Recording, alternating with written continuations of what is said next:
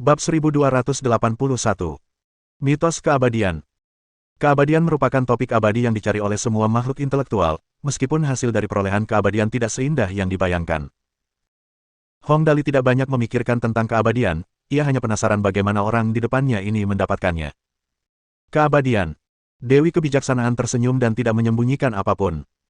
Ia berkata perlahan, kami, para dewa, untuk mencapai kekuatan, menghabiskan ratusan juta tahun untuk menyempurnakan tubuh kami, dan akhirnya menemukan metode sempurna untuk mencapai keabadian. Segala sesuatu di alam semesta terbuat dari materi. Selama masih terbuat dari materi, ia akan menua. Penuaan yang saya maksud bukanlah penuaan manusia normal, melainkan penuaan unsur-unsur. Contohnya, ini. Dewi Kebijaksanaan mengangkat tangannya, dan sepotong batu segera muncul di telapak tangannya. Batu yang sangat normal.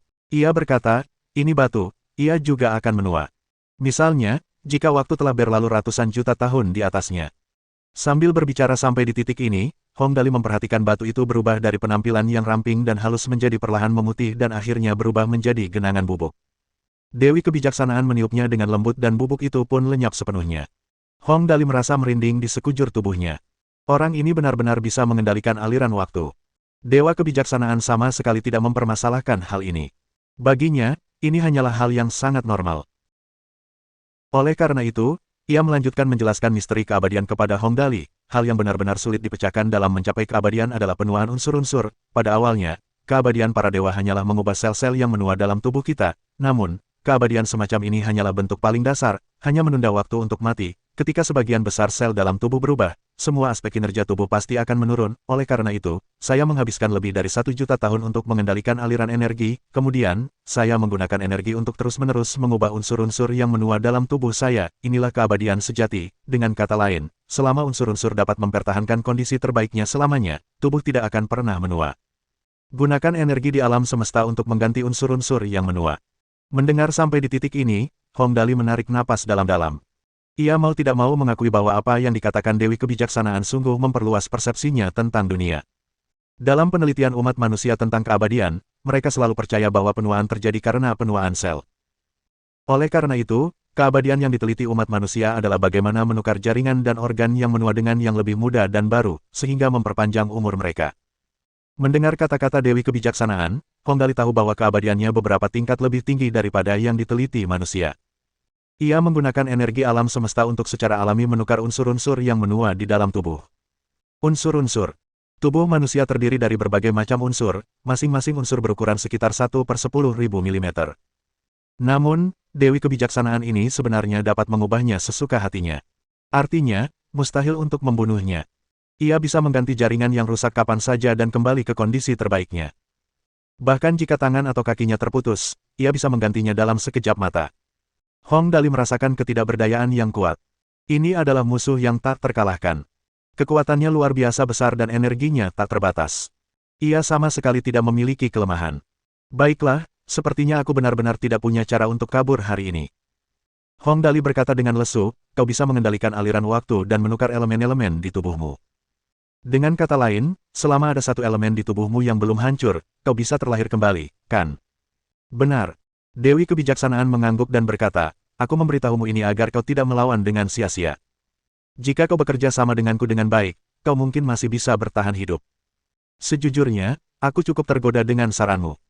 Hong Dali mengangkat bahu dan berkata, aku tidak bisa mengalahkanmu, aku tidak bisa melarikan diri, apa pilihan lain yang kumiliki selain bekerja sama denganmu. Sampai di sini, ia menarik napas dalam-dalam dan akhirnya berkata, kalau begitu, bisakah kau memberiku waktu? Aku ingin sendiri sebentar. Bisa. Dewi Kebijaksanaan mengangguk dan berkata, kau boleh sendiri selama yang kau mau. Aku telah hidup selamanya, aku tak kekurangan waktu sesedikit ini. Puff. Hong Dali menghembuskan napas lalu duduk di tanah dengan kaki disilangkan. Apakah akhirnya tiba saatnya penghakiman terakhir? Sistem agung yang hilang, hehe, sistem ini sebenarnya tidak terlalu berarti baginya. Bahkan tanpa sistem ini, ia bisa hidup dengan sangat baik di dunia. Mungkin ia tidak bisa mengatakan ini, bagaimana jika ia tidak terlahir kembali ke dunia ini jika ia tidak memiliki sistem. Itu tak lagi penting sekarang. Karena ia sudah mati sekali, ia tak takut mati lagi. Hehe, apakah sudah waktunya untuk akhirnya mengucapkan selamat tinggal? Hong Dali tersenyum getir dan menggelengkan kepalanya. Ia tidak merasa kasihan pada dirinya sendiri, hanya saja berat baginya untuk berpisah dengan keluarga dan teman-temannya. Zhang Yi, Suster Nian Wei, Chuyin, Zhang Yi, Qian Sui. Hong Dali mulai mengingat kembali hari-hari bahagia setelah ia datang ke dunia ini. Mungkin sudah waktunya kita berpisah, mungkin kita akan berpisah selamanya. Ayah, Ibu, aku benar-benar menganggap kalian berdua sebagai orang tuaku, tanpa kepura-puraan. Li Yang, Xiao Yi, dan antek-antek lainnya, kalian semua adalah sahabatku. Tanpa aku, kalian harus menjaga diri kalian sendiri. Juga, ingatlah untuk menjaga orang tuaku. Kakak Levis, Blood Demon, Christina, kalian bertiga sangat kuat, lindungi orang tuaku dengan baik. Dan Wang Tua, Bai Heko kecil, kalian juga hebat, hanya saja kita tidak bisa bermain bersama lagi. Raja Iblis, jika orang-orang dari dimensi lain datang lagi, cobalah untuk lebih sering bernegosiasi dengan mereka dan minimalkan pertempuran jika memungkinkan. Dengan saudara Tang Zhen yang mengawasi, kurasa mereka akan menghormatimu. Azeroth mungkin tidak akan banyak berguna jika aku tidak ada lagi. Aku berencana untuk membiarkan orang-orang dari dimensi lain melihat di Azeroth bahwa kita semua bisa hidup berdampingan dengan damai. Alam semesta begitu luas, mengapa kita tidak bisa menampung puluhan miliar orang tambahan di sini? Xiao Yu, Nenek Wu, seharusnya tidak ada masalah di panti asuhan, kan? Aku menitipkan cukup banyak uang untuk Pak Tuahan, kurasa itu cukup. Hong Dali berpikir lama, bayangan-bayangan tentang apa yang terjadi sejak ia datang ke dunia ini berkelebat di benaknya. Akhirnya, ia menyadari bahwa jika ia tidak ada, semuanya masih bisa tetap seperti semula. Itu pun jika Dewi Kebijaksanaan ini benar-benar bisa melepaskan mereka. Baiklah, aku sudah memikirkannya. Hong Dali menatap Dewi Kebijaksanaan dan berkata, aku tidak punya permintaan lain. Dengan kemampuanmu, seharusnya tidak masalah membiarkan keluarga dan teman-temanku pergi, kan? Jika tidak ada masalah, aku bisa bekerja sama denganmu semampuku. Bagaimana? Ia berbalik dan menatap Hong Dali dengan wajah tanpa celah. Sayangnya, sulit untuk menebak apa yang dipikirkannya dari raut wajahnya. Akhirnya, ia hanya mengangguk dan berkata, baiklah, aku janji. Kami, ras dewa, juga tidak suka membunuh. Jika semuanya berjalan lancar, aku bisa mengirim mereka ke tempat yang tenang untuk tinggal. Terima kasih. Hong Dali menarik napas dalam-dalam, lalu tiba-tiba teringat bahwa masih ada satu jurus lagi yang bisa ia gunakan. Ia memberi instruksi kepada sistem untuk terakhir kalinya. Sistem, gunakan jurus takdir agung. Tak lama kemudian, suara sistem terdengar, skill Great Destiny digunakan, semoga beruntung. Dan pada saat ini, Dewi Kebijaksanaan dengan ringan mengangkat tangannya. Bab 1282. Ekstrak Sistem. Seberkas cahaya lembut menyinari tubuh Hong Dali. Cahayanya sangat lembut, dan ketika menyelimuti Hong Dali, ia bahkan merasa sangat nyaman dan mengantuk. Tentu saja, Hong Dali jelas tidak berani tertidur saat ini, karena kemungkinan besar ia tidak akan pernah bangun lagi jika ia tertidur. Tubuh Hong Dali perlahan-lahan melayang saat cahaya menyelimutinya. Ia berdiri diam di udara dengan kaki tak menyentuh tanah, menghadap Dewi Kebijaksanaan. Dalam cahaya putih, ia tak bisa berbuat apa-apa. Bahkan, ia tak bisa menggerakkan tubuhnya, apalagi mencoba melarikan diri. Dewi Kebijaksanaan terlalu kuat, tahun-tahun yang tak berujung telah memberinya kekuatan yang nyaris tak terkalahkan, kekuatan yang sama sekali tak mampu dilawan Hong Dali. Ia benar. Terhadap Hong, tak perlu bersekongkol melawannya sama sekali. Ketika seseorang sudah cukup kuat, segala macam siasat dan tipu daya tak ada artinya. Tubuh Hong Dali terpaku di udara, dan pada saat itu, Dewi Kebijaksanaan mengangkat tongkatnya.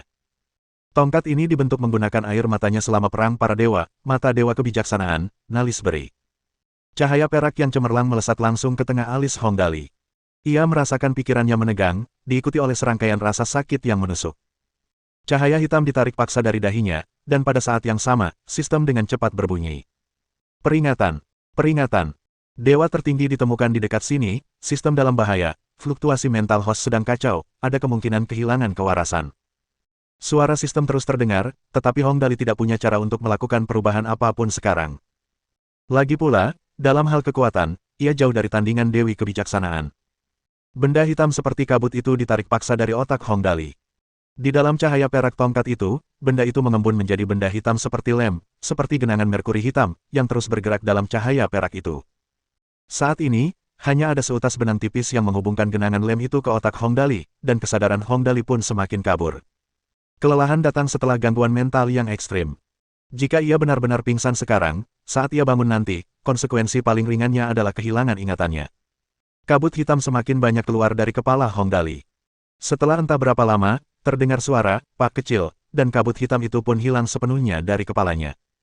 Apakah semuanya sudah berakhir sekarang, gumam Hong Dali, tetapi dia tidak terlalu sedih saat ini. Yang ada di pikirannya hanyalah, jika semuanya berhasil, Dewi Kebijaksanaan mungkin akan membiarkan keluarga dan teman-temannya pergi. Namun, saat pandangan Hong Dali makin kabur dan ia perlahan kehilangan kesadaran, sebuah pekikan keras dan tragis tiba-tiba terdengar di ruang terbatas ini. Rasanya seperti seseorang akan ditelan pasir hisap di padang pasir. Setelah itu, terdengar suara tawa yang keras dan liar. Sekalipun Hong Dali hampir kehilangan kesadarannya karena sistem grid prodigal yang tercabut darinya, mendengar pekikan keras dan tawa liar ini, ia masih terkejut dan terbangun. Kabut hitam, yang merupakan sistem grid prodigal, benar-benar kembali ke kepala Hong Dali bagaikan kilatan petir. Di saat yang sama, jiwa Hong Dali yang hampir hancur pun terbangun sepenuhnya. Lalu, tepat setelah ia terbangun, ia melihat sesuatu yang tak terlupakan. Itu adalah pemandangan yang sangat menyeramkan. Hong Dali tidak menyangka semuanya akan berakhir seperti ini. Bahkan Dewi Kebijaksanaan pun tidak menyangka kejutan seperti itu akan terjadi. Sebenarnya, mereka tidak bisa disalahkan, karena sumber tawa itu datang dari suatu tempat yang tak terduga. Sekumpulan energi yang menakutkan dan menyeramkan dapat terlihat, melambangkan kematian, melemahnya, penuaan, penyakit, rasa sakit, dan seterusnya, semua hal yang paling ditakuti manusia. Hahaha. Dewi Kebijaksanaan, kekasihku tersayang, kau tidak menyangka aku akan memasang 2 lapis segel di tubuh orang ini, kan? Dengan bisa mengatakan hal seperti itu, bahkan orang bodoh pun bisa menebak siapa dia adalah dalang di balik perang para dewa, dewa dunia bawah, Sun Lurodi Nelakusta. Dasar iblis hina. Saat ini, seluruh tubuh Dewi Kebijaksanaan terikat oleh energi hitam. Dewi yang biasanya tinggi dan agung itu jelas sangat lemah sekarang. Jelas bahwa dewa dunia bawah, yang telah menjadi saingannya selama miliaran tahun, sangat menyadari kekuatan dan kelemahannya. Sekarang, kekuatannya jelas dibatasi oleh dewa dunia bawah. Kalau aku tidak melakukan ini, bagaimana mungkin aku bisa menipumu, yang dikenal karena kebijaksanaanmu? Gumpalan energi itu, manifestasi dewa dunia bawah, menatap Dewi Kebijaksanaan yang melemah dan tertawa terbahak-bahak. Ia telah disegel oleh Dewi Kebijaksanaan selama bertahun-tahun dan akhirnya membalas dendam. Dengan gembira, ia berkata dengan bangga, "Hehe, aku sudah merencanakan hari ini selama puluhan juta tahun sebelum akhirnya menemukan kesempatan ini. Sungguh tidak mudah untuk bersekongkol melawanmu, hahaha." Kau, Dewi Kebijaksanaan menggertakkan giginya dan menatap tubuh energi itu. Bagaimana kau bisa merusak segelku? Tanpa bantuan siapapun, dengan kekuatanmu, kau pasti takkan bisa keluar. Hahaha, ngomong-ngomong, aku cukup beruntung. Kini, situasi berada di bawah kendalinya. Dewa dunia bawah tahu betul bahwa Dewi Kebijaksanaan tidak akan bisa menembus segelnya dengan mudah. Karena itu, ia sama sekali tidak terburu-buru.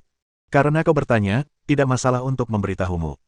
Tubuhku hancur total olehmu, hanya esensi ilahiku yang tak bisa dihancurkan dan disegel olehmu dalam turbulensi ruang angkasa. Awalnya aku benar-benar putus asa. Tapi kemudian, aku tidak yakin apakah itu karena keberuntunganku, seorang manusia benar-benar menerobos turbulensi ruang angkasa. Manusia. Mendengar ini, Dewi Kebijaksanaan tercengang. Itu tidak mungkin, bagaimana mungkin manusia menerobos turbulensi angkasa? Itu jelas mustahil. Benar, awalnya aku juga tidak berani mempercayainya. Kupikir orang itu dikirim olehmu dengan sengaja. Tapi kemudian, aku menyadari itu tidak benar. Dewa dunia bawah tertawa dan berkata, itu seorang wanita, bernama Ye Ziling. Yap, seorang terpilih dari dimensi kultivator. Lagi pula, dia cukup cantik. Bab 1283. Dewa dan Iblis dan Hong Dali. Sebenarnya, Dewa dunia bawah hanya menyebut sebuah nama, itu saja. Namun, ketika Hong Dali mendengar nama itu, matanya terbelalak. Seorang wanita terpilih bernama Ye Ziling dan seorang kultivator. Apa itu istri Tang Zhen? Apa-apaan, perkembangan cerita ini malah aneh banget. Jelas sekali, suasana hati dewa dunia bawah sedang baik-baik saja sekarang. Ia ingin sekali berbagi hal yang sangat ia banggakan ini dengan orang lain, terutama kepada wanita yang telah ia cintai dan lawan seumur hidupnya. Kondisi wanita itu saat itu sangat aneh. Ia ingin mati, tetapi juga tidak ingin mati. Ia ingin hidup, tetapi juga tidak ingin hidup, dan hanya terpaku di sana sepanjang hari. Kemudian, saya mengobrol dengannya cukup lama dan akhirnya meyakinkannya untuk terus hidup dan tidak berpikir untuk bunuh diri. Hong Dali dapat memahami maksudnya dengan mudah. Ye Ziling diseret paksa ke Suraba, dan alih-alih mati, ia justru memasuki turbulensi ruang angkasa tempat dewa dunia bawah dikurung. Meskipun ia tidak mati, ia juga tidak bisa keluar. Ia sangat mencintai Tang Zhen, tetapi ia tidak bisa keluar dari sana untuk menemukannya, jadi ia merasa ingin mati, itu memang kondisi yang sangat rumit. Dewa dunia bawah melanjutkan, ngomong-ngomong, ini cukup menarik, tubuh dewaku telah dihancurkan olehmu dan tak bisa pulih, tetapi esensi dewaku masih utuh. Sejak seseorang masuk, aku merasuki tubuhnya dan membuat lubang kecil di turbulensi ruang angkasa. Di saat yang sama, aku berjanji untuk mengajarinya cara mencapai keabadian dan melepaskannya begitu aku punya kesempatan. Dia setuju, tetapi memintaku untuk membantunya menemukan seseorang bernama Tang Zhen. Dia bilang jika aku tidak bisa menemukannya, maka tak perlu melepaskannya. Ngomong-ngomong, wanita ini cukup teguh dalam hal cinta. Aku bahkan sedikit iri pada pria bernama Tang Zhen itu. Yalin, jika kau bisa memperlakukanku dengan cara yang sama, bagaimana mungkin kita berakhir di tahap seperti ini? Aku pasti tidak akan jatuh cinta padamu. Dewi Kebijaksanaan menggertakkan giginya dan berkata, kau membunuh ayahku. Bagaimana mungkin aku bisa mencintaimu? Ini benar-benar kisah yang tragis. Dewa dunia bawah tersenyum dan tidak membalasnya kali ini. Ia malah melanjutkan ceritanya, setelah aku keluar dari turbulensi angkasa, aku tahu bahwa dengan kebijaksanaanmu, cepat atau lambat kau akan menyadari bahwa aku telah lolos dan akan datang menjemputku. Tanpa tubuh ilahiku, aku bukanlah tandinganmu. Tapi aku tidak bisa berdiam diri dan menunggu kematian. Jika tidak, lebih baik aku tidak kabur dari sana, kan? Karena itu, aku bersembunyi di tubuh manusia. Ya, benar, orang itu adalah si kecil nakal ini. Keberuntungannya cukup bagus, kan? Sebagai manusia biasa, ia memiliki esensi ilahi terkuat yang tersembunyi di dalam tubuhnya. Tentu saja, ini ada harganya, karena aku mewakili kekuatan ilahi kematian, penuaan, rasa sakit, dan sebagainya. Tubuh ini sangat lemah sejak lahir ke dunia. Meskipun semua dokter di dunia disewa untuk merawatnya, dengan standar mereka masing-masing, bagaimana mungkin mereka menemukan penyebab sebenarnya? Kali ini, Hong Dali akhirnya mengerti mengapa tubuh ini begitu lemah sejak lahir. Apa-apaan, dewa dunia bawah ada di dalam tubuh ini, bagaimana mungkin dia bisa pulih? Dan jelas, ini saja tidak cukup, sama sekali tidak cukup. Berbicara sampai di sini, dewa dunia bawah menatap Dewi Kebijaksanaan dan berkata, begitu kau menemukan jalan keluarku, kau pasti ingin menangkapku. Dengan kekuatanmu yang suci, selama aku berada di dimensi yang sama denganmu, kau akan dapat menemukan keberadaanku. Karena itu, sebelum aku memasuki tubuh bajingan kecil ini, aku melakukan satu hal. Berbicara sampai di sini, dia jelas sangat bangga ketika berkata, aku sengaja menciptakan satu dimensi dan menyegel semua lubang ruang yang bisa kau gunakan untuk merasakan dimensi itu, yang merupakan rumah asli si kecil nakal ini, bumi di dimensi kenikmatan. Hehe, kau tidak memikirkan ini, kan? Memang, tidak heran aku tidak bisa merasakan keberadaannya saat aku menangkap keluarganya sebelumnya. Dewi Kebijaksanaan menghela napas dan berkata, untuk saat ini, kau memang merencanakan satu tingkat di depanku. Tentu saja. Dewa dunia bawah tersenyum dan berkata, lagi pula, kau adalah Dewi Kebijaksanaan, salah satu dewa tertinggi di berbagai dimensi. Jika aku tidak melakukan itu, bagaimana mungkin aku bisa menipumu, dan akhirnya berhasil merencanakan sesuatu yang jahat? Dewa dunia bawah melanjutkan, tadi aku bilang bahwa tubuh itu saja jelas tidak cukup untuk bersembunyi darimu. Lebih penting lagi, umur manusia terlalu pendek, manusia sehat hidup kurang dari 100 tahun, apalagi tubuh tempatku bersembunyi. Karena itu, aku melakukan hal lain yang sangat kubanggakan, yaitu menangkap jiwa dari dimensi kenikmatan dan mengirimnya ke tubuh yang sekarat ini. Di saat yang sama, aku memberinya sistem kehilangan besar. Hahaha, kau tidak memikirkan ini, kan? 2 segel. Aku memasang total 2 segel di tubuhku sendiri.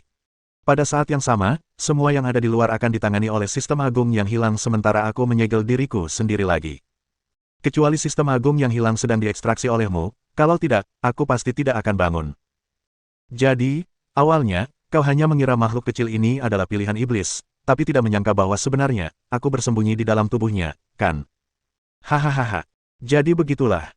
Hong Dali menghela napas dan berkata, tidak heran aku selalu merasa ada yang salah dengan sistem pemborosan besar ini. Haha, bocah kecil, kau juga merasakannya. Dewa dunia bawah berbalik, menatap Hong Dali, dan berkata, apakah sistemnya terkesan sangat santai dan selalu meningkatkan sistemnya ketika menghadapi bahaya atau perubahan lingkungan? Selain itu, sistemnya juga sangat berantakan, berisi berbagai macam benda, dan tidak terlalu ketat padamu. Benar sekali. Hong Dali menarik napas dalam-dalam dan berkata, aku selalu bertanya-tanya kenapa disebut sistem, tapi cara kerjanya tidak terlalu ketat. Itu sudah pasti. Dewa dunia bawah tertawa terbahak-bahak, sikapnya terhadap Hong Dali cukup ramah. Intinya, aku selalu menganggapmu sebagai anakku. Aku tinggal di tubuhmu selama 19 tahun. Selama 19 tahun ini, orang tuamu cukup baik padaku dan sangat peduli padaku. Sejujurnya, aku agak tersentuh. Karena itu, aku juga sedikit memperhatikan mereka. Sedangkan untukmu, ayah mana yang tidak akan melindungi putranya sendiri?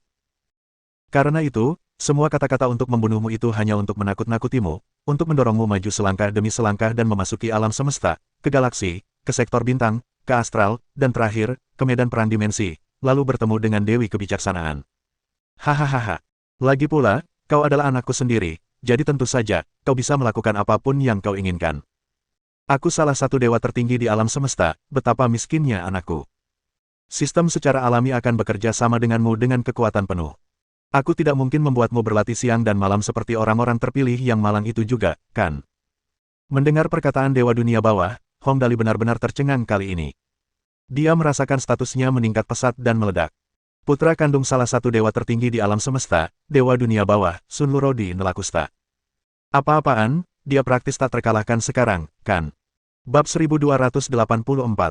Lakukan dengan baik, hanya ini yang dapat aku bantu. Kau sungguh licik. Gelombang keresahan akhirnya muncul dalam suara Dewi Kebijaksanaan. Sepertinya kau berusaha keras untuk berkomplot melawanku. Awalnya, aku tidak menyangka kau menggunakan wujud iblis pilihan untuk menipuku. Tapi apa kau pikir aku akan kalah seperti ini? Dewi Kebijaksanaan bukanlah orang biasa. Bahkan di saat seperti itu, ia tidak merasa takut. Karena dia punya cara untuk melarikan diri. Cara melarikan diri yang sesungguhnya. Orang pilihan Tuhan, Gu Feifei. Sebagai seseorang yang mengikuti Hong Dali, Gu Feifei tidak menerima misi apapun selama periode ini. Hal ini sendiri sangat tidak biasa. Peran utamanya adalah sebagai Dewi Kebijaksanaan untuk mencegah terjadinya situasi yang tidak terduga. Sekarang, kekuatan kita hampir setara.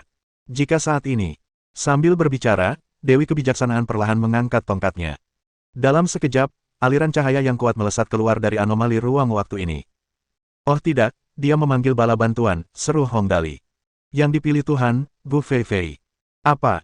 Mendengar itu, Dewa Dunia Bawah tercengang.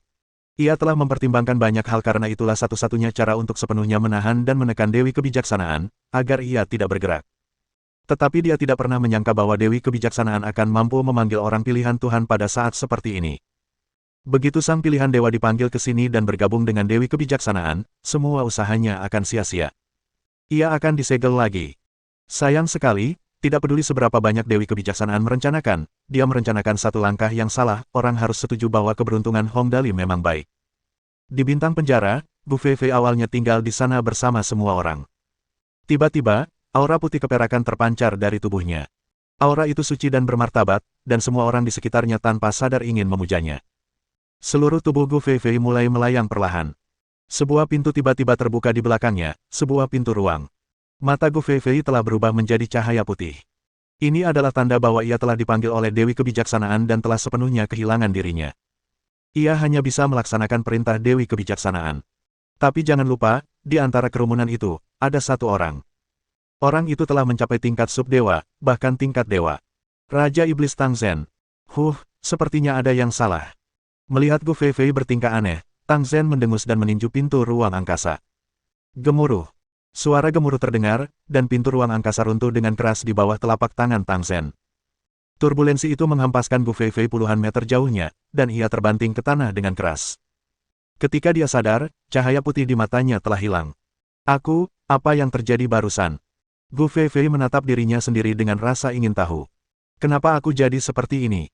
Kau dipanggil oleh Dewi Kebijaksanaan dan berniat membantunya, kata Tang Zhen dengan tenang, tapi aku menghancurkan pintu ruang angkasa itu. Semuanya baik-baik saja sekarang. Saudara Tang Zhen, tanya Tang Muxin, bagaimana kamu tahu bahwa itu adalah panggilan Dewi Kebijaksanaan untuk meminta bantuan? Sederhana. Tang Zhen tersenyum, lalu berkata dengan tenang, dengan kekuatan Dewi Kebijaksanaan, kecuali dalam bahaya, dia tidak akan memanggil orang pilihan dewa. Sepertinya saudara Hong masih aman di dalam. Dewi Kebijaksanaan mungkin juga dalam masalah. Hehe, jangan khawatir, semuanya. Karena Dewi Kebijaksanaan telah memanggil bala bantuan, itu berarti sesuatu telah terjadi. Mungkin iblis ada di sini. Oh, begitu. Mendengar itu, Tang Muxin dan yang lainnya tiba-tiba merasa lega. Tang Zhen memang seorang jenius maha kuasa yang langka dari dimensi kultivasi. Hanya dengan beberapa tanda, ia mampu menyimpulkan begitu banyak hal. Sangat jarang ia bisa menyimpulkan fakta dengan sangat akurat. Asalkan Dali baik-baik saja.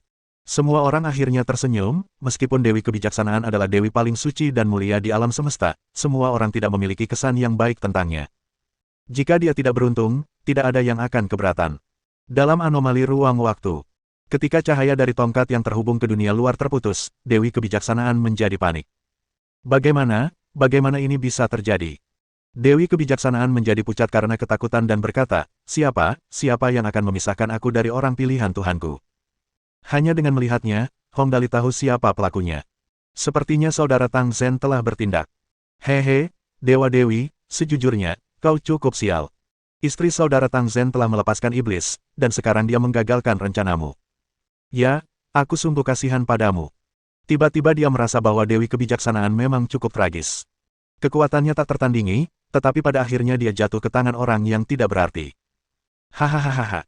Seperti kata pepatah, setiap anjing punya harinya. Hahaha. Dewa dunia bawah tertawa terbahak-bahak. Tiba-tiba, masa energi hitamnya menutupi mata Dewi Kebijaksanaan. Di saat yang sama, ia tertawa terbahak-bahak. Yalin, aku tahu kekuatan terbesarmu berasal dari matamu. Karena itu, aku akan membuatmu mustahil untuk membuka matamu. Hahaha. Dasar setan. Tubuh Dewi Kebijaksanaan bergetar hebat. Kau pasti akan menyesalinya. Tak masalah jika aku akan menyesalinya. Dewa dunia bawah sama sekali tak mempermasalahkan apa yang dikatakannya. Lagi pula, apa yang telah terjadi. Tubuh suciku telah sepenuhnya dihancurkan olehmu, dan takkan pernah bisa dipulihkan. Meskipun keilahianku tetap ada, tak ada gunanya hidup seperti ini. Karena itu, tiba-tiba aku punya ide yang sangat menarik. Mendengar itu, Hong Dali merasa ada sesuatu yang tidak beres. Memang, hal-hal baik tidak terjadi sementara hal-hal buruk menjadi kenyataan. Kali ini buruk, sangat buruk. Jika ada sesuatu di dunia ini yang paling ditakuti Hong Dali, itu adalah apa yang dilakukannya sekarang. Ia menyaksikan dengan ngeri saat ia melayang ke depan tanpa kendali dan dengan lembut memeluk Dewi Kebijaksanaan yang tak bergerak. Kemudian, ia menyaksikan tangannya melepaskan pakaian Dewi Kebijaksanaan. Pada saat yang sama, suara Dewa Dunia Bawah terdengar di anomali ruang waktu. Hahaha, anak yang baik. Aku tidak punya apa-apa untuk diberikan kepadamu sebagai seorang ayah. Aku akan memberimu seorang istri. Lakukanlah dengan baik, hanya ini yang bisa kubantu. Bab 1285. Kau tahu. Jika memungkinkan, Hong Dali berharap ia bisa langsung pingsan, lalu ia tidak akan menyadari apapun saat koma. Apa yang akan terjadi selanjutnya lebih mengerikan daripada film horor manapun.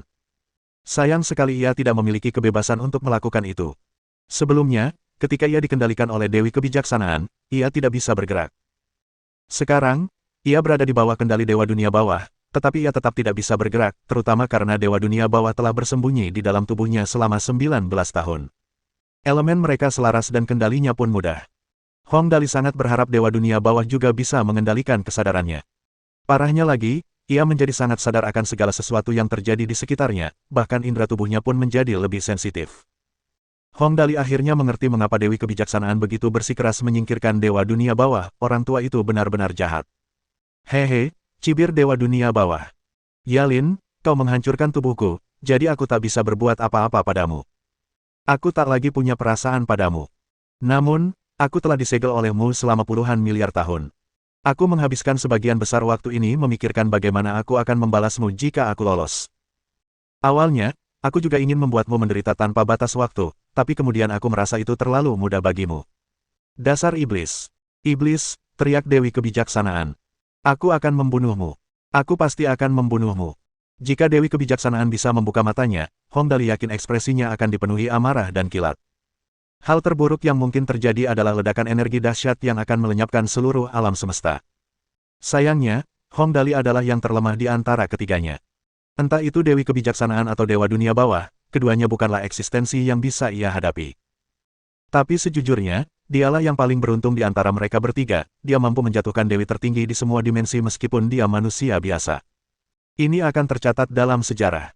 Meskipun itu bukan niat awalnya, hasilnya tetap tidak berubah. Hahaha, Yalin, kau sungguh mulia dan suci. Dewa Dunia Bawah terus-menerus meruntuhkan semangat Dewi Kebijaksanaan. Kau telah hidup selama puluhan miliar tahun, tapi tubuhmu mungkin belum pernah disentuh oleh manusia atau dewa manapun, kan? Sekarang, putraku akan menikmatinya. Bagaimana perasaanmu tentang itu? Ah, jangan khawatir. Aku tahu apa yang akan kau lakukan selanjutnya, tapi aku tidak akan pernah memberimu kesempatan itu. Mendengar hal itu, Dewi Kebijaksanaan benar-benar ketakutan. Ya, benar. Dia memang takut karena dia sudah merasakan gejolak emosi yang tidak biasa. Apa yang akan kulakukan? Suara Dewa Dunia Bawah tiba-tiba terdengar kesepian. Tubuhku telah lenyap dan aku takkan pernah bisa menjadi nyata. Aku hanya bisa tetap menjadi masa energi. Dengan kata lain, tak masalah lagi apakah aku mampu melanjutkan hidupku. Aku telah disegel selama puluhan miliar tahun olehmu. Selama itu, aku sangat bosan, sampai hampir gila. Namun karena itu, aku tak lagi tertarik apakah aku bisa terus hidup. Namun, aku tahu kau pasti akan mengamuk dan mencoba membalas dendam setelah hari ini. Karena itu, tentu saja aku tak akan memberimu kesempatan itu. Aku akan menggunakan keilahianku sendiri untuk menyegel kekuatanmu sepenuhnya dan mencegahmu membunuh putraku tersayang. Itu artinya, hehe, kau tahu. Dasar iblis. Iblis. Dewi kebijaksanaan benar-benar tercengang. Ia sungguh tidak menyangka Dewa Dunia Bawah rela mengorbankan keilahiannya demi menyegel kekuatannya. Dengan begitu, bahkan jika ia ingin membalas dendam, ia tak akan bisa menemukannya lagi. Dewa Dunia Bawah tak akan ada lagi, dan ia bahkan tak akan bisa mengalahkan Hong Dali saat itu. Hahaha, kalau begitu, momen terindah akan datang, kata Dewa Dunia Bawah, mengendalikan tubuh Hong Dali untuk melanjutkan rencana balas dendamnya yang hebat. Saat itu, Dewa Dunia Bawah tak lupa terus mengingatkan Dewi Kebijaksanaan tentang rencananya. Ngomong-ngomong, tubuh Dali memang cukup lemah pada awalnya, dan dia kurang dalam kemampuan itu. Jadi aku memberinya bantuan khusus. Baiklah, kau akan merasa sangat senang nanti, lanjutkan saja, wahahaha. Sial. Hong Dali akhirnya mengerti apa masalah kemampuan seksualnya sejak awal, tak punya pilihan lain, Hong Dali mulai bergerak lagi.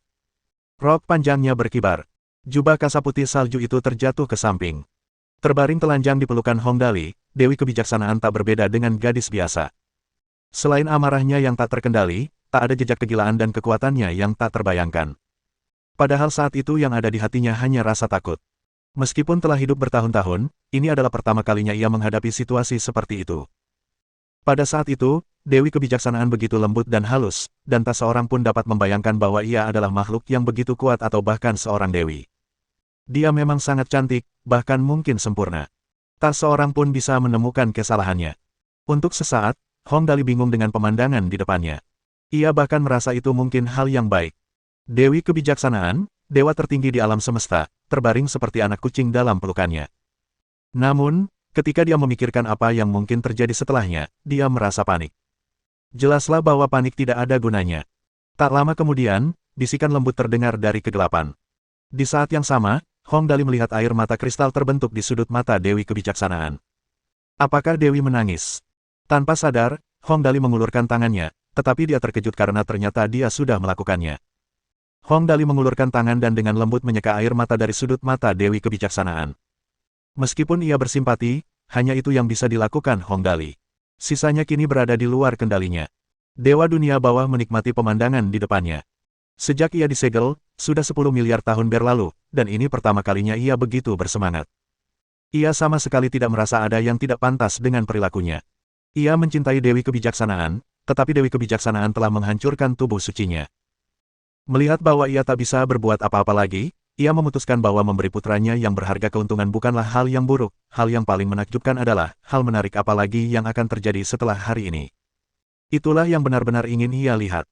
Pokoknya, baginya sekarang, apapun yang menyenangkan sudah cukup. Apalagi yang dibutuhkan energi sebesar itu. Jadi, dalam anomali ruang waktu, apa yang terjadi selanjutnya? Anda tahu. Bab 1286. Mata. Tak lama kemudian, hujan dan angin berhenti. Semuanya terasa damai. Hong Dali berbaring di samping Dewi Kebijaksanaan. Saat itu, ia merasa aneh. Ia tak bisa menjelaskan dengan tepat suasana hatinya saat ini. Mungkin itu karena kegembiraan.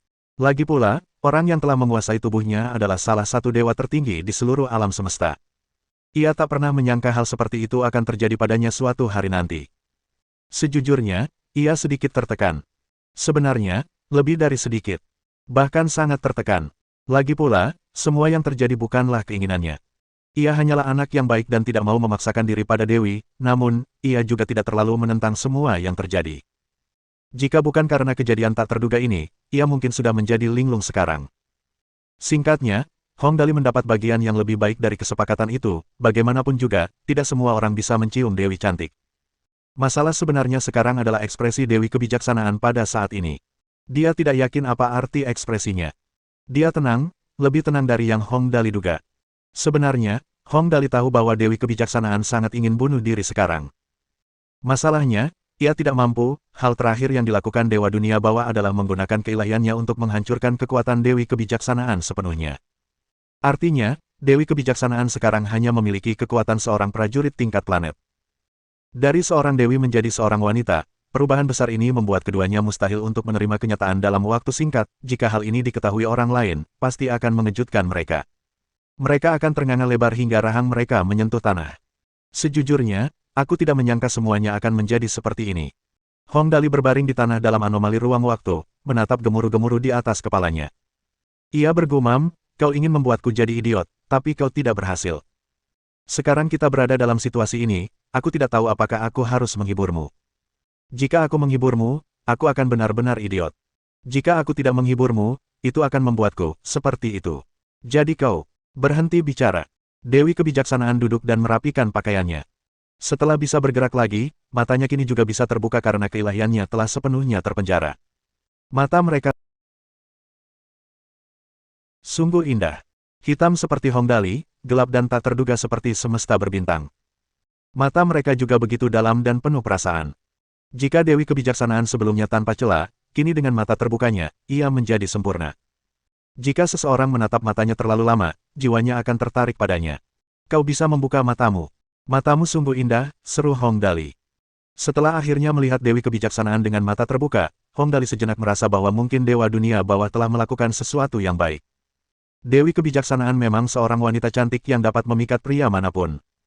Asumsinya adalah ia tidak memiliki kekuatan Dewi. Jangan bicara padaku, pikirkan dulu bagaimana kita bisa bertahan hidup.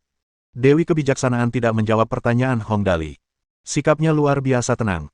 Ia tidak membunuh Hong Dali begitu ia bisa bergerak, juga tidak ada kesedihan di wajahnya. Hal ini membuat Hong Dali merasa semakin tidak nyaman, wanita yang bersikap tenang setelah perubahan besar dalam hidup mereka tampak sangat menakutkan. Seperti dugaannya, hal-hal itu tidak mengejutkannya, karena ia telah mendengar sisa kata-kata yang diucapkan Dewi Kebijaksanaan. Kekuatanku telah hilang, anomali ruang waktu ini tidak akan mampu bertahan lama dan akan segera runtuh sepenuhnya. Aku tidak tahu di mana kita akan muncul setelah keruntuhan ini. Jika kita beruntung, kita akan muncul di planet yang berpenghuni. Jika kita sial, kita akan muncul di inti bintang dan langsung mati. Kata-kata Dewi Kebijaksanaan membuat Hong Dali menggigil. Jika anomali ruang waktu runtuh, konsekuensinya tidak akan terbayangkan. Namun, saat itu, kekuatan Dewi Kebijaksanaan telah disegel, dan Hong Dali tidak sekuat dirinya. Jadi, hasilnya sudah jelas. Krek, anomali ruang waktu itu mulai retak. Seperti kaca yang retak, ia mengeluarkan suara berderak. Langit di atas mulai terdistorsi dan tanah retak. Melihat seluruh ruang angkasa akan runtuh total, Hong Dali tak lagi punya waktu untuk mempertimbangkan tindakannya. Tubuhnya meledak menjadi cahaya keemasan, berubah menjadi Star Knight plus Second Gear. Kemudian, ia menarik Dewi Kebijaksanaan ke dalam pelukannya. Suara gemuruh terdengar, dan anomali ruang waktu yang diciptakan oleh Dewi Kebijaksanaan pun runtuh total. Di Prison Star, semua anggota keluarga Hong duduk bersama. Hong Weiguo dan Lan Ruoxi saling membelakangi. Mereka menatap langit di atas kepala mereka dan menarik napas dalam-dalam. Hong Weiguo mengeluarkan sebatang cerutu, memasukkannya ke mulut, dan bergumam, Ruoxi, apakah menurutmu Dali kita akan mampu bertahan? Lawannya adalah Dewi Kebijaksanaan, salah satu dewa tertinggi di alam semesta. Kuharap begitu. Mata Lan Ruoxi berkaca-kaca dan nadanya ragu. Dali memang kuat, tapi kali ini, lawannya terlalu kuat. Kalau dia pergi, aku juga. Percayalah padanya. Hong Weiguo tersenyum getir. Aku ayahnya. Seperti ayah lainnya, harapan terbesarku dalam hidup ini adalah menjadi pendukung terbaik bagi Dali. Sayangnya, anak ini tumbuh terlalu cepat. Aku tidak bisa mengimbanginya. Haha, kau sudah cukup baik. Lan Ruoxi berbalik, memeluknya dengan lembut, dan berkata, suamiku pasti bisa memikul beban di pundaknya. Putraku tidak akan mudah jatuh. Hanya Dewi Kebijaksanaan, kan? Dengan kecerdasan, kemampuan, dan keberuntungan Dali kita, dia pasti akan baik-baik saja. Bukankah Tuan Tang Zhen bilang pasti ada sesuatu yang berubah di dalam dirinya? Kalau tidak, Dewi Kebijaksanaan tidak akan meminta bantuan. Semoga saja, hehe. Hong Weiguo mengangguk dan tiba-tiba bertanya, Ruoxi, kalau begitu, adakah yang bisa kita lakukan untuk membantu Dali? Aku tidak ingin dia khawatir tentang apapun saat dia kembali. Mari kita bangun fondasi yang kuat untuk apa yang akan datang. Lan Ruoxi menciumnya lembut. Ini tugas kita, harus diselesaikan dengan baik. Di sisi lain, Tang Muxin menatap Tang Zhen, wajahnya yang mungil dipenuhi kekhawatiran. Ia bertanya dengan suara pelan, Tuan Tang Zhen, apakah menurut Anda Dali baik-baik saja sekarang? Kapan dia akan kembali? Yah, Tang ini juga tidak bisa memastikannya. Tang Zhen menggelengkan kepalanya dan berkata tanpa daya, lagi pula, pihak lain adalah Dewi Kebijaksanaan. Sekalipun iblis benar-benar berpihak pada saudara Hong, kemenangan tidak akan mudah diraih. Tapi aku yakin dengan kecerdasan saudara Hong, dia seharusnya tidak kesulitan mempertahankan diri. Mengenai kapan dia akan kembali, kita hanya bisa menunggu dan melihat. Saudari Xiaoyi, Li yang menatap Ling Xiaoyi dengan ekspresi khawatir. Ia berkata dengan sedih, akankah Tuan Muda mengatasi bahaya kali ini? Tuan Muda adalah orang yang sangat baik. Jika sesuatu benar-benar terjadi padanya, tenang saja, Tuan Muda sangat beruntung. Tidak akan ada hal buruk yang terjadi. Ling Xiaoyi tidak tahu harus berkata apa. Akhirnya, ia hanya bisa menghiburnya dengan kata-kata itu. Namun, ia tidak seyakin itu. Adapun Lin Yanwei, dia duduk diam di sudut dan terus berdoa untuk Hong Dali, berdoa agar dia kembali dengan selamat. Semua orang di Prison Star mengkhawatirkan Hong Dali. Anak kita yang hilang, Hong Dali, ternyata tidak mati. Di mana aku? Setelah koma selama waktu yang tak terkira, Hong Dali akhirnya terbangun. Sepertinya tempat ini nyaman. Seharusnya aku masih hidup. Bab 1287. Dunia hanya berdua. Saat itu, Hong Dali berada di atas sebuah panggung. Panggung itu terbuat dari batu alam. Tanahnya ditutupi lumut, terdapat sebuah kubangan air tak jauh dari sana, dan hutan yang tidak terlalu lebat. Di belakangnya, terdapat sebuah bukit kecil setinggi lebih dari 10 meter. Pada saat itu, Dewi Kebijaksanaan memegang tongkatnya dan beristirahat di atas sebuah batu di kaki bukit. Kini setelah keilahiannya tersegel, Dewi Kebijaksanaan tampak lebih mudah lelah. Padahal, dengan kekuatan aslinya, tidak akan menjadi masalah bahkan jika ia tidak beristirahat selama beberapa ribu atau puluhan ribu tahun. Kau sudah bangun. Melihat Hong Dali bergerak, Dewi Kebijaksanaan tetap bersikap dingin. Jangan lihat-lihat. Ini puncak gunung dan kita dikelilingi tebing. Tidak ada jalan turun. Puncak gunung, tebing, jurang. Tidak. Tidak mudah untuk tetap hidup, aku tidak mau dipenjara di sini. Hong Dali ingin menangis, tetapi air matanya tak mampu keluar. Meskipun wanita yang konon katanya paling cantik di alam semesta itu ada di sampingnya, terjebak di tempat ini bersamanya jelas tak seindah yang dibayangkannya. Ia mendesah getir. Saudari Dewi, apakah itu berarti kita akan terpenjara seumur hidup? Sambil berkata demikian, ia segera berubah menjadi ksatria bintang. Namun, jelas bahwa dimensi ini berbeda dari sebelumnya. Meskipun ia bisa merasakan aura kumbang kaisar emas, ia tak mampu berubah menjadi ksatria bintang. Karena ia tidak bisa bertransformasi, ia tidak bisa terbang. Ketika ia mencoba memanggil sistem dalam pikirannya, tidak ada yang terjadi. Lupakan saja, karena kita tidak bisa turun, ya sudahlah. Hong Dali berpikir sejenak, lalu berbicara lagi. Ekspresinya sangat tenang. Kau tidak ingin meninggalkan tempat ini. Dewi Kebijaksanaan tercengang. Apa bagusnya pergi? Kalau begitu, aku akan sibuk berlarian lagi. Hong Dali menggelengkan kepalanya. Aku tidak perlu memikirkan apapun di sini. Aku bisa menikmati pemandangannya. Aku bahkan ditemani oleh Dewi Suster yang cantik. Beberapa orang bahkan tidak bisa mencapai ini melalui mimpi mereka. Suster, lihat. Ada air dan buah-buahan di pepohonan. Setidaknya kita tidak akan mati kehausan atau kelaparan untuk sementara waktu. Dewi Kebijaksanaan tampak tak berperasaan. Terus kenapa? Apa kau pikir kau masih bisa hidup setelah aku mendapatkan kembali keilahianku? Kalau aku tidak bisa hidup, ya sudahlah. Kita bicarakan nanti saja. Hong Dali tidak punya pendapat. Kau menyegel iblis selama lebih dari 10 miliar tahun. Seharusnya mustahil untuk membuka segelnya setidaknya selama miliaran tahun. Apa kau pikir aku bisa hidup sampai saat itu? Dewi Kebijaksanaan tercengang. Ia langsung mengerti apa yang dikatakan Hong Dali. Ia ingat bagaimana Hong Dali mempertaruhkan nyawanya untuk menyelamatkannya ketika anomali ruang waktu runtuh. Kemudian, ia teringat mereka berdua di sana sendirian. Ia ingin membunuhnya, tetapi ia tak mampu. Sebenarnya, ia bukanlah orang yang berhati lembut. Namun, terhadap Hong Dali, orang yang telah merasuki dan menyelamatkannya, ia tidak tahu bagaimana menghadapi hubungan mereka. Musuh. Sedikit, mungkin banyak. Tapi itu bukan pilihannya. Jika dia tidak menangkapnya. Dewi, Hong Dali tiba-tiba bertanya dengan lemah, sebenarnya, tidak banyak kebencian di antara kita berdua. Mengapa semuanya menjadi seperti ini? Alangkah baiknya jika kita tidak saling mengganggu. Xin dan Suster Nianweiku sedang menunggu kepulanganku. Orang tuaku mengkhawatirkanku. Chuyin, Zhang Yi, dan Qian Sui sedang menungguku kembali untuk menerkam mereka. Tapi entah bagaimana kita terjebak di sini, di puncak gunung. Keilahianmu telah disegel, dan aku tidak dapat bertransformasi. Mustahil bagi kita untuk menuruni gunung dengan kemampuan kita. Aduh, mengapa aku begitu sial kali ini? Keberuntunganku selalu baik. Kau mau mati. Mendengar itu, wajah Dewi Kebijaksanaan memucat. Kau sudah memanfaatkanku begitu besar, tapi kau bilang kau sial. Kalau bukan karena keberuntungannya yang luar biasa, ia pasti sudah jadi sayur. Lalu, ia akan mencari iblis untuk menyegelnya lagi. Lihatlah ini, dia tidak berhasil menyegel iblis. Namun, dia disegel olehnya, dan tubuh sucinya.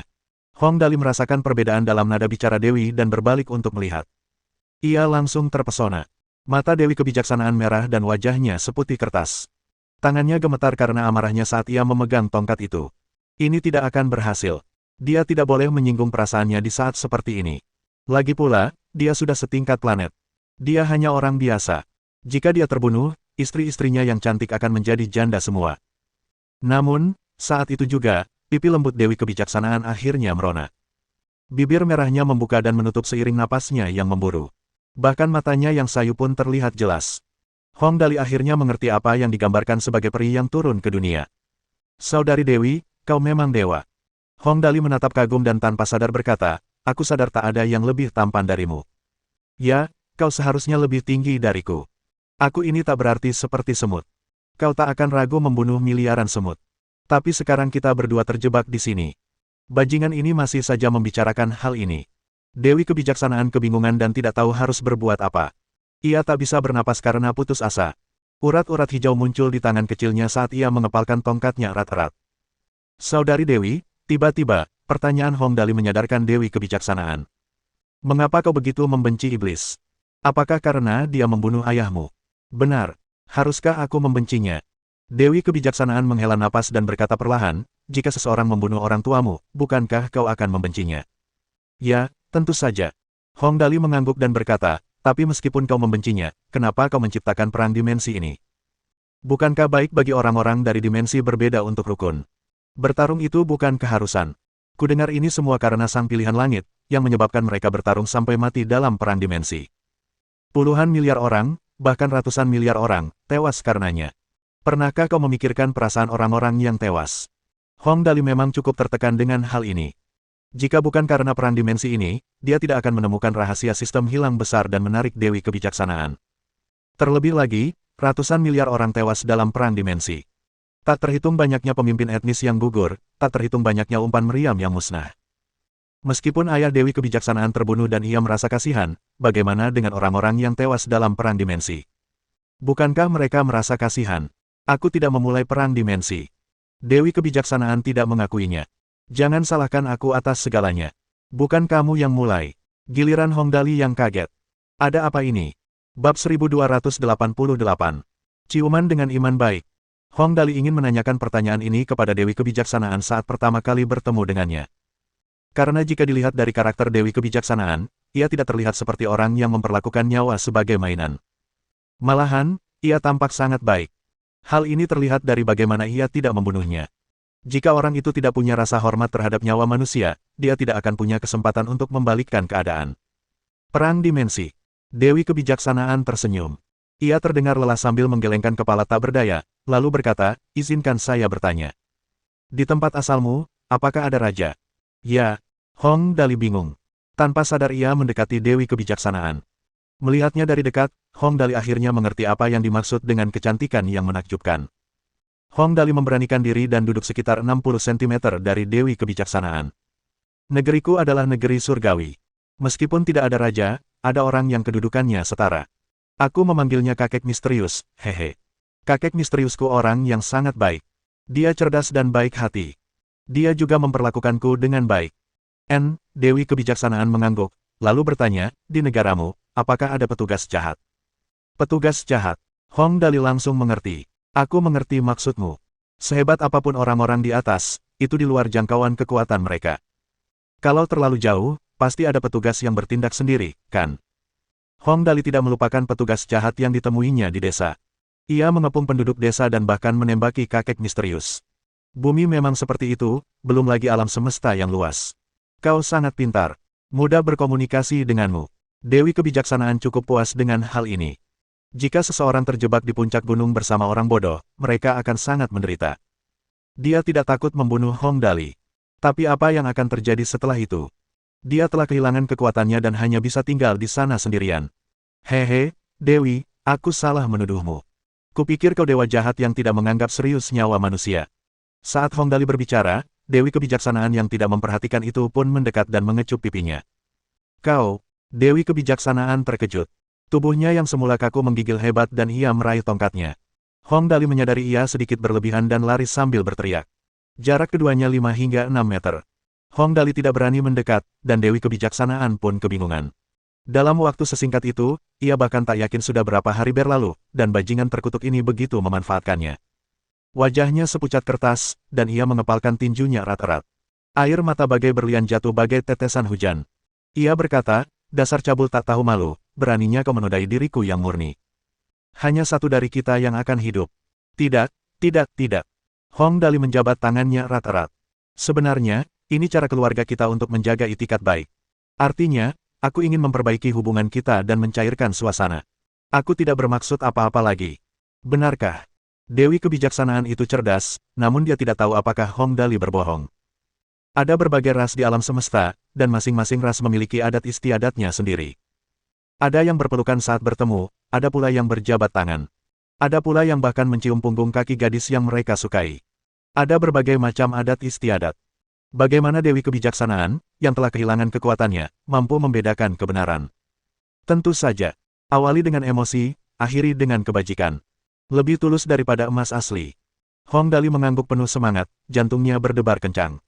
Jangan pedulikan adat istiadat ini. Oh ya, Saudari Dewi, Hong Dali menatap langit dan segera mengganti topik. Sudah malam. Kita tidur di mana malam ini? Siapa yang tidur denganmu?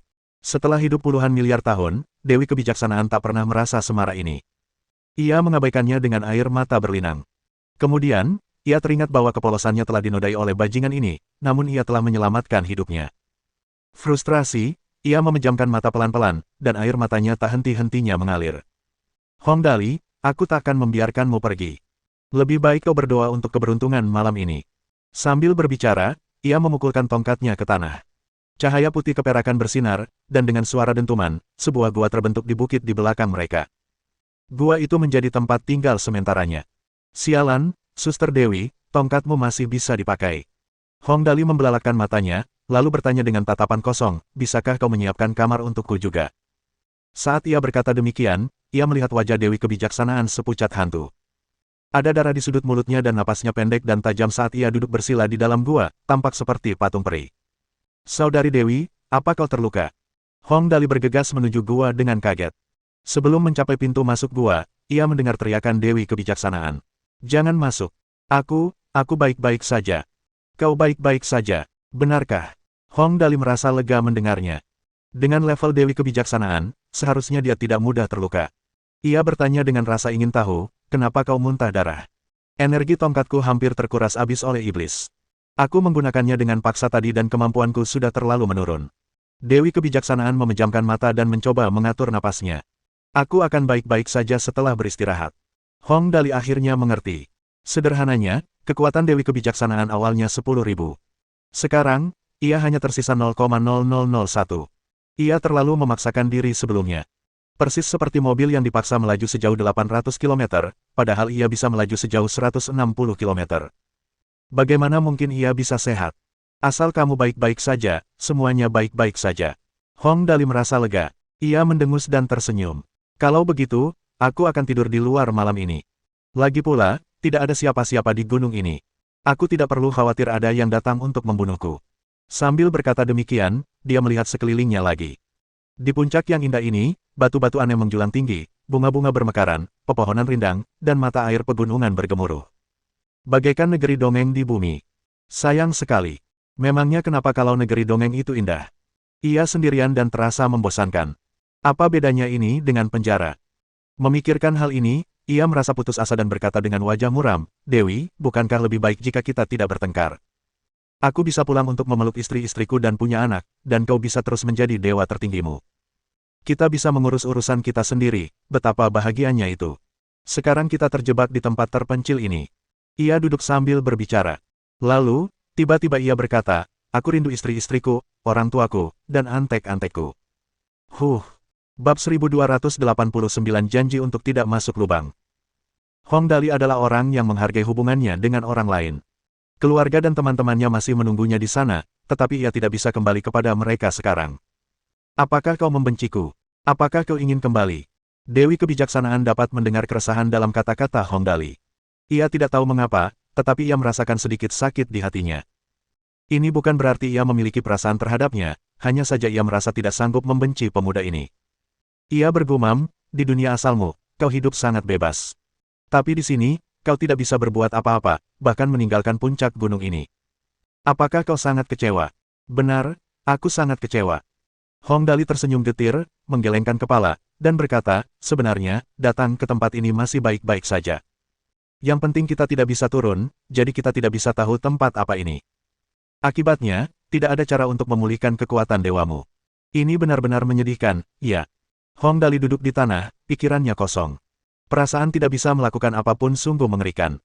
Hal paling tragis di dunia adalah tetap hidup tetapi terpisah dari orang lain di dua dunia yang berbeda. Terlebih lagi, ia bukan hanya dua dunia, ia dipisahkan oleh dua dimensi. Menanyakan kepada orang seperti dia yang penuh semangat, mencintai kebebasan, dan menjalani hari-harinya dengan riang untuk hidup sendirian di puncak gunung yang sunyi ini, tanpa bisa bertemu kembali dengan teman-teman dan keluarganya, siksaan macam apa ini? Tak berlebihan jika dikatakan bahwa, meskipun dia belum mati, ini tak ada bedanya dengan mati baginya. Ia sudah mengamati sekelilingnya. Ia masih bingung bagaimana gunung ini terbentuk. Dari atas ke bawah, sudutnya hampir 90 derajat, dan sama di semua sisi. Artinya, jika ia ingin turun, ia hanya bisa melompat turun. Konsekuensinya sangat sederhana, yaitu menjadi orang mati sejati. Melihat Hong Dali dalam keadaan yang menyedihkan, Dewi Kebijaksanaan juga tidak tahu harus berkata apa. Bahkan ketika pertama kali melihatnya dan berada dalam situasi yang paling berbahaya, ia masih sangat bersemangat dan penuh semangat, tanpa rasa takut sama sekali. Namun sekarang, ia begitu terpuruk. Saat ini, Dewi Kebijaksanaan tidak tahu apakah tindakannya menangkap Hong Dali untuk mengejar iblis adalah tindakan yang tepat. Apakah dia menang? Belum tentu. Lalu, apakah Hong Dali mendapatkan keuntungan? Belum tentu. Apakah kau membenciku? Merasakan keheningan yang mematikan itu, Dewi Kebijaksanaan pun merasakan tekanan yang tak terhingga. Karena tak menemukan kedamaian, ia pun bertanya. Membencimu? Untuk apa? Hong Dali menarik napas dalam-dalam, lalu tiba-tiba tersenyum dan berkata, kita masing-masing punya negara sendiri. Kau ingin mengejar iblis dan aku ingin melindungi keluargaku. Karena pendirian kita berbeda, sejak awal tidak ada yang benar atau salah. Sayang sekali kita berdua tidak memiliki akhir yang baik. Yang terpenting sekarang adalah kita hanya bisa menjadi sepasang dewa di sini, satu-satunya kabar baik adalah kita mungkin tidak akan mati kelaparan atau kehausan dan setidaknya bisa hidup selama beberapa ratus tahun. Dewi Kebijaksanaan beristirahat sejenak dan akhirnya sedikit pulih. Sebagai salah satu dewa tertinggi di alam semesta, ia telah lama lupa bagaimana cara bergaul dengan orang lain dan bingung harus berbuat apa. Bahkan, sejak ia dan Hong Dali menjalin hubungan paling dekat, hatinya sudah kacau balau. Dewa manakah yang mengira bahwa mereka akan dipaksa oleh manusia biasa untuk berhubungan seks? Ceritakan tentang dirimu. Dewi Kebijaksanaan perlahan berdiri dan berjalan ke sisi Hong Dali. Kali ini, ia belajar dari kesalahannya dan memberi jarak hingga 2 meter di antara mereka. Karena kau dipilih oleh iblis, kau pasti menjalani kehidupan yang sangat menarik, kan? Bisakah kau menceritakannya padaku? Hanya mereka berdua saja di sana, mereka hanya bisa mengobrol satu sama lain agar tidak bosan. Hidupku, ada banyak hal yang bisa kuceritakan padamu. Menyebut hal ini, Hong Dali langsung berbicara tanpa henti. Saat itu, aku baru saja datang ke dunia ini, lalu, semua orang bilang aku anak yang hilang, biarlah begitu, tidak peduli apa yang orang lain pikirkan tentangku, aku tidak mempermasalahkannya, saat itu, aku berpikir karena keluargaku punya uang, dan aku harus menyelesaikan misi, seharusnya tidak masalah untuk menghabiskan uang, namun, aku bukan orang bodoh, meskipun aku menghabiskan uang, aku tidak menghabiskannya untuk apapun, aku membeli barang-barang yang memiliki beberapa prospek tetapi dipandang rendah oleh orang lain, menurutmu apa hasilnya? Pada akhirnya, barang-barang yang kubeli semuanya menghasilkan uang, hehe, dan mereka juga menghasilkan banyak uang, tapi aku tidak bisa terus menghasilkan uang, aku harus menghabiskan uang juga, lagi pula, uang hanyalah angka, hanya ketika aku menghabiskannya barulah bisa dianggap uang, kan?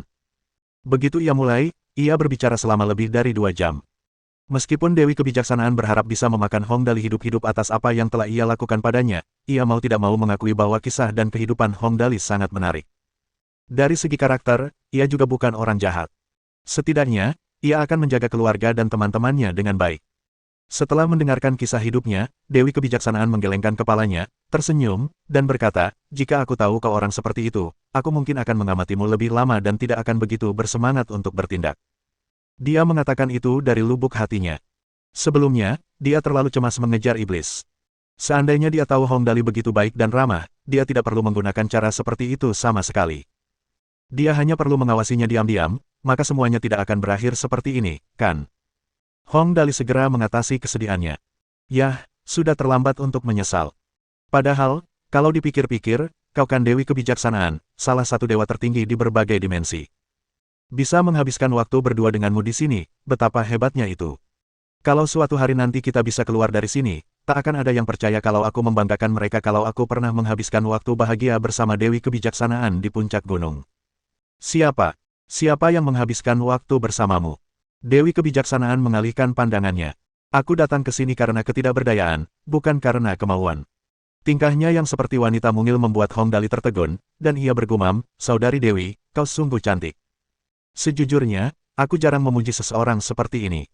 Bahkan untuk Xin Xin dan Saudari Nian Weiku, aku juga jarang memuji mereka seperti ini. Baiklah, istirahatlah lebih awal. Dewi Kebijaksanaan mengabaikan orang ini dan berjalan masuk ke dalam gua. Aku peringatkan kau, kau tidak diizinkan masuk ke dalam gua. Kalau tidak, aku akan membunuhmu. Dengan dua makna dalam kata-katanya, Hong Dali berkata, baiklah, baiklah. Aku janji tidak akan masuk ke lubang itu. Aku akan mencari tempat dan tidur dengan santai. Kalau aku bisa bangun pagi besok, aku akan membuatkan sarapan untukmu. Entah kenapa, Dewi Kebijaksanaan tanpa sadar gemetar, ia terus merasa bahwa bajingan ini sedang merencanakan sesuatu yang buruk. Namun, setelah dipikir-pikir lagi, ia tampaknya tidak menemukan masalah apapun. Kapan bulan akan terlihat jelas dan terang? Dengan secangkir anggur di tanganku, aku bertanya pada langit cerah. Di surga pada malam ini. Aku jadi penasaran, ini musim apa ya? Saya ingin menunggangi angin untuk terbang pulang. Namun aku takut pada rumah-rumah kristal dan giok. Terlalu tinggi dan dingin bagi saya. Menari dengan bayanganku yang diterangi cahaya bulan. Ini tidak seperti dunia manusia.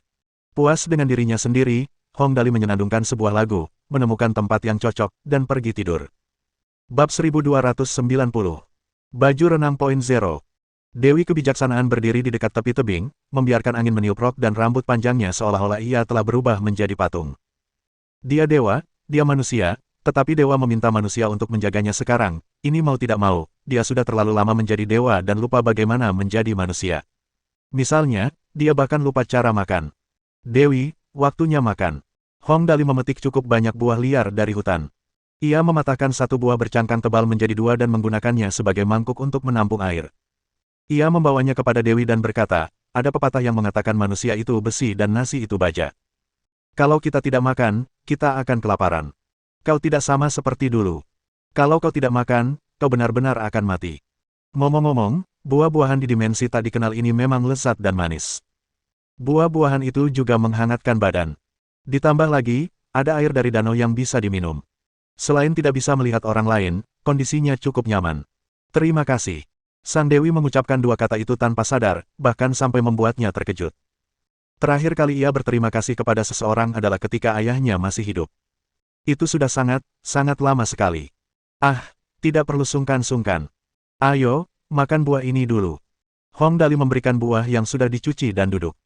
Lalu, ia tersenyum dan berkata, untungnya, aku dulu yatim piatu dan bergantung pada diriku sendiri untuk segalanya. Kalau tidak, aku tidak akan tahu bagaimana cara mengurus orang lain. Apa kau tidak takut aku akan membunuhmu setelah aku memulihkan kekuatanku? Dewi Kebijaksanaan membuka mulutnya pelan dan menggigitnya sedikit. Lalu, ia berkata dengan lembut, aku sedang dalam kondisi terlemahku sekarang. Jika kau ingin membunuhku, tak ada kesempatan yang lebih baik dari ini. Kita bicarakan hal-hal di masa depan saja. Hong Dali sama sekali tidak mempermasalahkannya dan berkata, kalau aku ingin membunuhmu, aku tidak akan menyelamatkanmu saat ruang angkasa runtuh saat itu. Ah, dunia ini berubah sangat cepat, siapa yang tahu apa yang akan terjadi di masa depan. Kalau aku membunuhmu, aku tidak akan bisa turun sendiri. Kalaupun aku berhasil, aku akan sendirian dan bahkan tidak punya teman bicara. Apa gunanya hidup seperti itu? Oh, Dewi Kebijaksanaan bergumam sebagai jawaban, lalu melanjutkan memakan buah itu dan tidak mengatakan apapun lagi. Dewi. Setelah selesai memakan buah-buahan, Hong Dali tak bisa diam, berkata, ayo kita pikirkan sesuatu untuk dimainkan. Kalau tidak, aku pasti akan mati bosan kalau kita hanya duduk di sini seharian dan tidak melakukan apa-apa. Setelah berkata begitu, ia berdiri dan melihat sekeliling. Dengan cepat, ia berseri-seri gembira dan berkata, Dewi, bagaimana kalau kita bermain Gomoku? Gomoku, apa itu? Dulu, menyendiri dengan tenang selama jutaan tahun bukanlah masalah baginya. Tapi sekarang, dengan Hongdali di sisinya, jika Hongdali tidak melakukan apapun, ia juga akan merasa tanpa alasan yang jelas. Mendengar Hongdali ingin memainkan Gomoku, ia penasaran bertanya, bagaimana kita memainkannya? Sederhana. Masing-masing dari kita membuat beberapa buah catur, lalu yang pertama kali membuat 5 buah berturut-turut menang. Aturan Gomoku sangat sederhana. Hongdali memperkenalkannya dengan sangat sederhana dan Dewi Kebijaksanaan dengan cepat memahaminya. Lalu, Hongdali menjadi sangat tertekan. Di ronde pertama, Dewi Kebijaksanaan menang. Di ronde kedua, Dewi Kebijaksanaan menang. Di ronde ketiga, Dewi Kebijaksanaan tetap menang. Aku tidak mau main ini lagi, ayo main yang lain. Hongdali tertekan. Ia lupa siapa dirinya. Dewi Kebijaksanaan. Bukankah ia mencari kematian dengan bermain game ini dengannya? Ayo lempar batu. Hongdali berkata dengan gembira, dulu aku sangat jago melempar batu. Oh. Dewi Kebijaksanaan menjawab dengan nada datar. 10 menit kemudian, aku menyerah. Hongdali benar-benar tertekan. Ia lupa lagi siapa orang di depannya ini. Dewi Kebijaksanaan yang telah berlatih selama miliaran tahun. Batu yang dijentikkannya bahkan bisa berputar. Lupakan saja, kau terlalu kuat. Aku tidak bisa mengalahkanmu. Aku akan mandi sekarang. Hongdali mendengus. Ia sebenarnya sedang mencari depresi untuk bermain-main dengan Dewi. Ia berkeringat cukup banyak saat mencari makan tadi, jadi ia sebaiknya mandi sekarang. Oh, Dewi Kebijaksanaan awalnya tidak terlalu memikirkannya. Mandi adalah kegiatan manusia. Sebagai dewa, ia tidak perlu mandi. Namun, ia segera berteriak kaget dan menutup matanya, dengan marah bertanya, Hongdali, apa yang kau lakukan? Hongdali yang sekarang sudah melepas baju atasnya dan bersiap melepas celananya. Ia merasa aneh dan bertanya, aku akan melepas bajuku. Kalau tidak, bagaimana aku bisa mandi? Dasar bajingan besar, kau bisa gitu nggak tahu malu. Dewi Kebijaksanaan begitu terkejut hingga tak berani menurunkan tangannya. Ia berbalik dan bertanya, bisa-bisanya kau telanjang di depanku. Kau pikir aku tak berani membunuhmu? Lalu, apa aku harus mandi pakai baju? Wajah Hongdali penuh depresi saat ia berkata, kau bisa pergi begitu saja tanpa melihat, kan? Di pantai rumahku, semua wanita memakai baju renang 3 titik, sementara pria hanya memakai baju renang 1 titik. Aduh, di sini tidak ada baju renang 1 titik, mendingan aku pakai baju renang 0 titik saja. Pakaian renang titik 0 secara alami berarti tidak mengenakan apapun. Aku akan membunuhmu. Dewi Kebijaksanaan tak tahan lagi. Mengayunkan tongkatnya, kilatan cahaya putih melesat ke arah Hongdali. Kemudian, terdengar suara benda berat jatuh ke air. Mulut Hongdali, penyebab depresinya, akhirnya bungkam. Orang ini, Dewi Kebijaksanaan menghela napas panjang. Meskipun mereka telah melakukan hal yang paling intim sekalipun, bagaimanapun juga, dia adalah seorang dewi, mulia dan suci. Sebelumnya, dia tidak punya pilihan.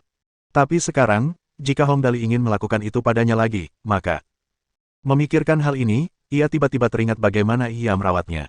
Sikapnya selalu baik hati dan tak pernah melewati batas. Meskipun kurang ajar, ia tak pernah mengatakan sesuatu yang terlalu berlebihan untuknya. Karena itu, ia sedikit lebih lunak dalam menyerang. Namun, tepat saat ia sedang memikirkannya, terdengar suara percikan air dan Hongdali dengan gembira berkata, Saudari Dewi, aku menemukan sesuatu. Hal yang sangat bagus. Apa yang membuatmu begitu bersemangat? Dewi Kebijaksanaan tidak berani berbalik dan hanya berkata, ada ikan di dalam air. Hongdali tercengang. Bagaimana kau tahu? Baiklah, kau memang Dewi Kebijaksanaan. Tidak ada yang bisa disembunyikan darimu. Ada ikan di dalam air, ikan yang sangat besar. Kita bisa makan sesuatu yang lezat sekarang. Aku akan mencoba menangkap beberapa dan membuatkan ikan bakar untukmu malam ini. Orang ini, otaknya kayak apa sih? Pikirannya terlalu acak. Ah, ini tidak benar. Hongdali tiba-tiba berseru kaget, aku ingat aku tidak bisa berenang, kenapa aku bisa berenang sebebas itu setelah masuk ke air? Saat memikirkan hal ini, Hongdali tiba-tiba menyadari sesuatu. Ini adalah elemental affinity, skill yang diberikan sistem kepadaku. Masih bisa digunakan. Kesadaran ini sungguh penting. Hongdali langsung menyelam ke dalam air lagi. Mohon dukungan dari omom ante-ante sekalian, buat subscribe atau sharekan novel Mimin ke Facebook kalian, agar channel Mimin bisa terus berkembang. Dengan begitu, Mimin bisa lebih semangat untuk up novel seru lain ke depannya. Sekiranya ada kebutuhan buat sub back, silakan inbox Mimin atau tuliskan di kolom komentar. Mimin dulukan dengan ucapan terima kasih.